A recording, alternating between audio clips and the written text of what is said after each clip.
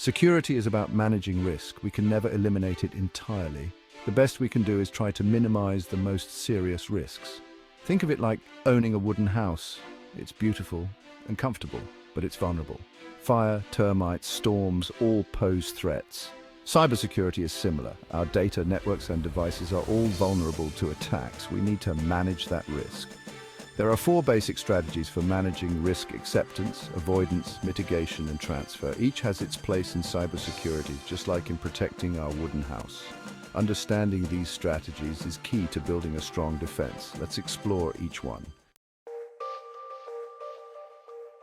Risk acceptance means acknowledging a risk but choosing not to act. It's saying, I know this risk exists, but I'm willing to live with it.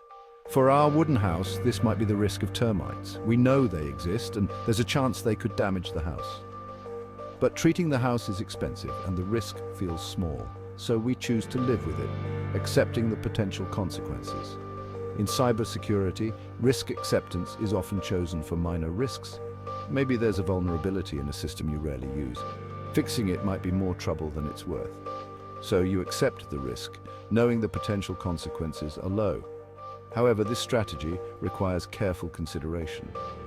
What seems like a minor risk could become major if circumstances change.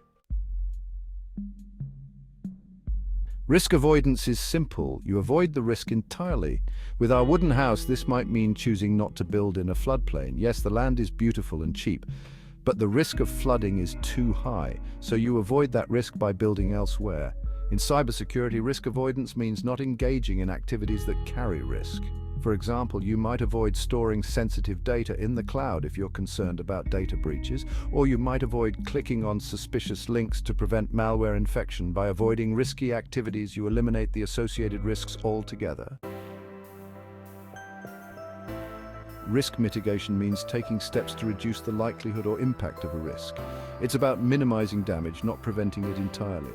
For our wooden house, this could mean installing sprinklers and smoke detectors. These won't stop a fire, but they'll significantly reduce the damage it causes. In cybersecurity, risk mitigation is about implementing safeguards. Firewalls, antivirus software, and strong passwords are all examples. They won't stop all attacks, but they make it harder for attackers to succeed and limit the damage they can cause. Regular software updates also fall under this category, patching vulnerabilities before they can be exploited. Risk transfer means shifting the responsibility for a risk to another party. The most common example is insurance.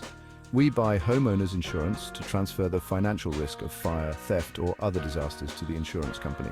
We pay a premium, and they cover the costs if something happens. Cybersecurity insurance is becoming increasingly common.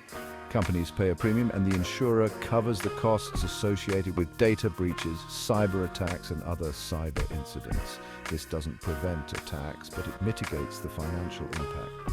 Other forms of risk transfer include outsourcing security to specialized firms. Choosing the right risk management strategy involves weighing the costs and benefits of each option. Sometimes accepting a small risk is more cost-effective than implementing expensive safeguards.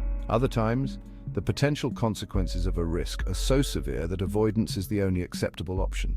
For example, imagine a small business considering cloud storage. The cost of data storage is low, but the risk of a data breach is a concern. They could mitigate the risk with encryption and access controls, but that adds cost. They could transfer the risk by purchasing cyber insurance, but that also comes at a price. The best strategy depends on their specific circumstances and risk tolerance.